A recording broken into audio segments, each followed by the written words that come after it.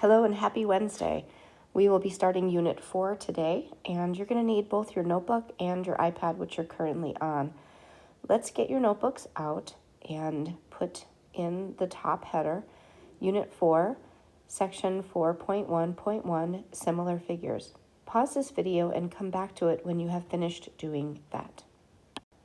Before we begin, I just want everyone to know that I will be giving you back your Unit 3 assessments on Monday when I come back into school. And if there's anyone that hasn't finished or needs to fix anything or needs a little bit of help with something, we will take care of that starting on Monday in my time. So no need to worry. We'll begin today with our learning target. We have 3 learning targets for today's lesson. They are, I can identify the original shape and the copy. The second is, I can increase or decrease a shape. I wonder what that means. And the third is, I can determine if shapes are similar. Now this third one we probably won't get to today. That'll maybe be something we work on tomorrow. We'll have to see. This is our introduction slide that comes right from our book. The title says, Are these shapes the same? So welcome to Unit 4. In our first section of this unit, we're going to be looking at shapes and making them bigger. Another word for making something bigger is this hard word, enlarging. You do not need to write this down right now because we will be taking some very intentional notes later. And then we will also be making things smaller. Another big word that we're going to be learning this time is called reducing. To do this, we'll be using some of the old knowledge that we had and the study of ratios. Now, ratios, a little preview, are just our good old-fashioned friends, fractions. Yep, one thing over another. So we're going to be using fractions again. Yay! Do you know what a copy machine is? Have you ever been sent down to the office by one of your teachers and they are frantic to have more copies of something? I need 5 more copies of this test. I need 6 more copies of this test. Maybe you've gone into work with your parents, or you've gone into a store that has a copy machine. Or maybe you've seen one of my favorite movies that has the Minions, and you've seen them being naughty on the copy machine. Either way, we're going to be playing around with a copy machine today. Not a literal one, but a figurative one. So, if you know what a copy machine is, they're used to make copies of things. Sometimes those copies are exactly the same thing. For instance, if you're asked to go down to the office and make a copy of a test, hopefully it comes back exactly the same size. That would be really helpful. But sometimes the copies are bigger. That's what this big word enlarge means. Again, don't write this down yet. We're just kind of exploring together. Remember, 3 times before something stays in your brain. This would be number 2. This kind of copy, this enlarge, will make every single length of the picture larger by multiplying it by the same number. So you get the same picture in return, just bigger. On the opposite side of that, sometimes things need to be smaller. They're too big and they just need to be smaller. This is this word called reduce. If you think about when you're in the lunchroom and you're asked to recycle is to make bigger things smaller. It is a word that's similar to this word reduce. We're reducing our waste. When we use a reduction to reduce, this kind of copy is going to make every single length of the picture smaller. Again, by multiplying everything by the same number. When we talk about this multiplier, the number, it's called the multiplier or the scale factor. So that's all the information that we're going to need, plus one more a little bit later. So on this slide, I want you to, after you're done listening to me, I want you to pause this, and I would like you to write every single thing down, please. You can get started right now. I'm going to read through everything, and when you are ready, you can unpause this and move to the next slide. So vocabulary is going to be very important in Unit 4, definitely at the beginning of our unit. There's lots of new words, and we're going to kind of work through them together. I'd like you to write all of them down in your classwork notebook exactly as you see them with the definition next to them. The first is this word, enlarge. The definition of enlarge is this kind of copy makes every length of the picture larger. It gets bigger. The next is reduce. When we reduce something, we make every single length of what we're reducing smaller by multiplying it by the same number. The multiplier or the scale factor is what you multiply to make something bigger or smaller. For instance, if you want to make something bigger, 2 times bigger or 200%, you would multiply everything by 2. If you wanted to make something half as big or 50% as big, you would multiply everything by 0.5. So pause this slide. Please write down everything. Take your time. And when you're ready, please go to the next slide. I will meet you there. A couple more things for notes. We need to get some names into our brain that we're going to be using over and over again. The first is the original. The original is the shape that we start with, the original, the OG. You'll see me write OG a lot. That means original. The second is the copy, and this is what happens after we use the multiplier. It is the changed shape, bigger or smaller. Again, pause this slide, write everything down, and then I will meet you when you are done. Before we move into our lesson today, it's going to be a good idea if we do some practicing and maybe have a little bit of fun. So we are going to do a Desmos, and the Desmos is called the scaling machine. So at this point, it says please take out your iPads, but you're already on your iPads. So what I want you to do is to toggle over to Safari and go to student.desmos.com. And when you get there, this is your code that you need to get started. Just have a little bit of fun with this. I want you to just start to explore the idea of a copier and what happens when you do things correctly, when you do things a little bit incorrectly. You're going to have about 10 minutes, that may be a little bit shorter, to work through this. Wherever you are at the end of 10 minutes, we will stop and we will come back together. Have fun. Okay, how did you enjoy that? I hope it was fun for you. I hope that you had a good laugh and made some crazy looking shapes and understand how the impact of multiplying everything by the same amount will really help to make a similar shape. And by multiplying different sides by different amounts, we'll actually end up in a weird kind of fun shape. So now the big question is, how do we apply all this fun to our class? Well, let's take a look. So section 1, problem 4-1. Okay, so we're going to make a copy of this shape. So the first thing that we want to understand is that the original shape, the OG, so I'm going to write OG here, is in purple. In order to do this, we're going to go step by step together. So if you are using your notebook, or if you are doing this with a notebook side by side, you have the option to do this here, or you can draw this shape in your classwork notebook, and hopefully you are using graph paper, and this should look just like graph paper. The first thing we need to do is to figure out what are the sides of the purple shape of the original. So what I want you to think about is a lot of students want to just go ahead and count the dots, 1, 2, 3, 4, 5. That's not what I want you to do. I want you to think of Cecil leaps.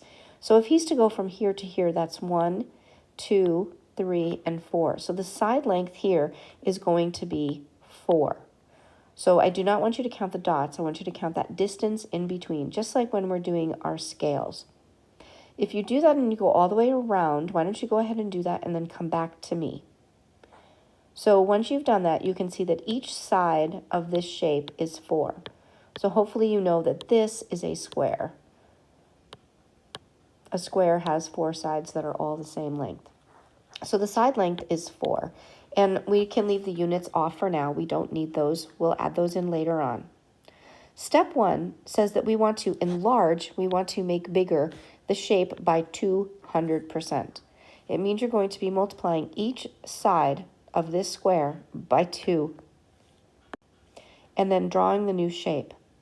So if we take the side length of 4 and we multiply that by 2, we get a new side length of 8. So what we're going to do is we're going to draw our new side length. I'm going to draw it in blue. So I'm going to start here. I'm going to go 1, 2, 3, 4, 5, 6, 7, 8.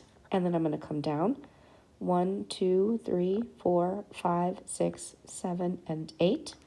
And back over 1, 2, 3, 4, 5, 6, 7, 8.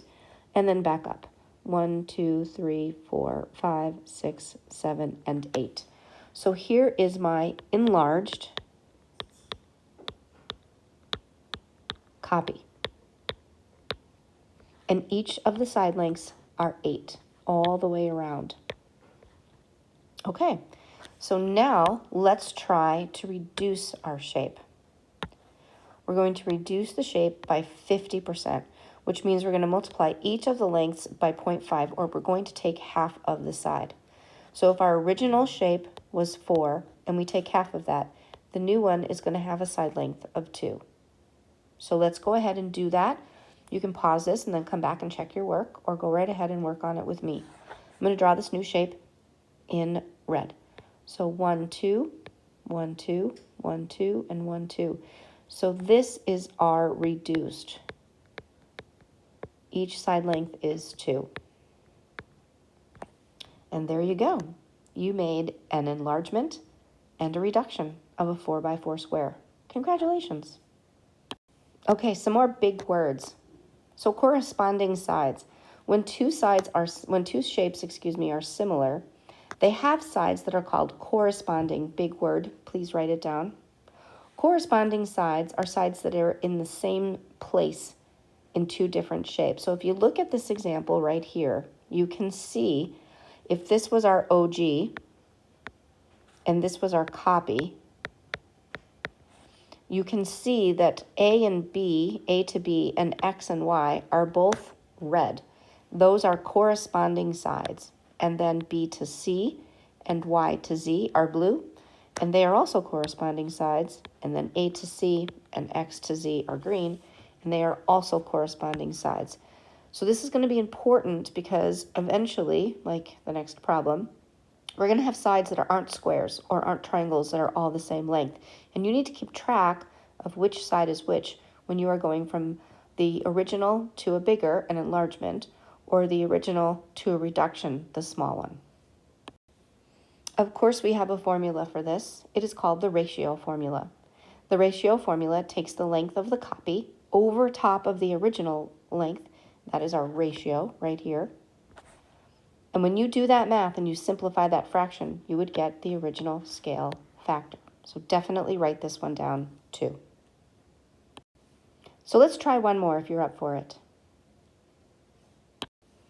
Okay, this one again is right from our book. Karen is learning how to use the copy machine at her school, at her school's main office. She decides to enlarge. That means make it bigger by 300%. And she wonders what's going to happen to the figure. Well, let's see if we can figure that out with Karen. So step 1, what is the length of each side of the original shape? You want to write down the length of the side next to each of the shapes. So I'm going to write OG right here. And we're going to go ahead together and we're going to count the length in between the dots, not the actual dots. So you can see this is 1, 2, and 3. So this side up here is 3. And then 1, 2, and 3. That one is 3 also. 1, 2, and 3. Again, 3. 1, 2, and 3. That's 3. Let's count the bottom. 1, 2, 3, 4, 5, and 6. And then the side. 1, 2, 3, 4, 5, and 6. So 6 again. So there is our original shape with all of our side lengths. Step number 2 says, what is the scale factor for 300%? Well, let's think about that for a minute. When we had 200%, we used a multiplier of 2. So what you want to do is just take the big number in front of the zeros, and that's your multiplier.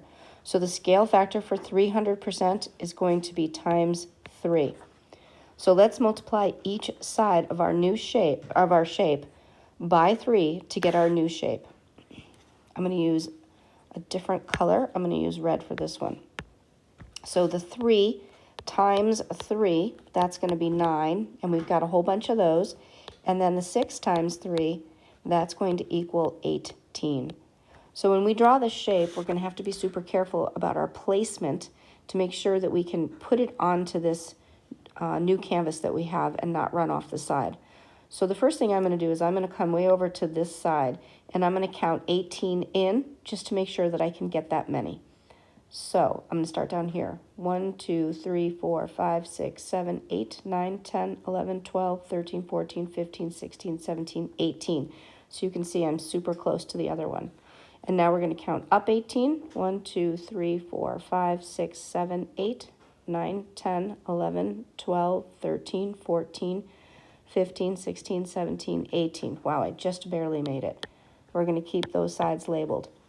So now the top was 3, and now it's going to be 9. 1, 2, 3, 4, 5, 6, 7, 8, 9. We'll go down 9. 1, 2, 3, 4, 5, 6, 7, 8, 9. Over 9. 1, 2, 3, 4, 5, 6, 7, 8, 9. And then down all the way, and we can connect where we started.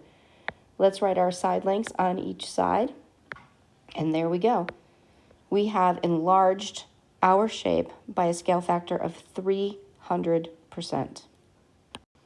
Okay, so this is the last step in understanding this entire idea of enlargement, is finding the ratios.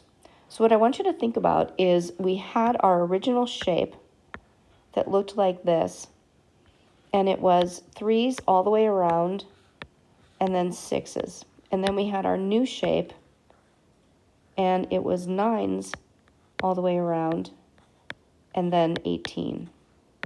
Okay, so this is our OG and this is our copy. So what I want to do is, I'm only going to do it twice because we only have 2 different numbers here. We want to figure out what the copy to original ratio is to see if we can prove our scale factor of 3. This is how we check to make sure that our work is correct. So what we're going to do right now is we're going to highlight similar sides. So this side and this side are similar. And then this side and this side are similar. And we're only going to do it twice because we only have 2 different lengths. So the first one we're going to do is we will do the 9s. We're going to start with the copy length, which is 9, and we're going to put that in ratio format, which is a fraction, all over top of 3. You want to ask yourself, how can I reduce this fraction? 3 goes into 9 3 times. And there you go. That is your scale factor from before. Let's try it one more time. Our copy length was 18 for our long copy, and then our original side was 6. 6 times 3, again, is 18, and that brings us to our scale factor. Take a second, look through this one more time, see what kind of questions you have. Make sure you have all of your notes in really good format, because we'll be using all of this again tomorrow.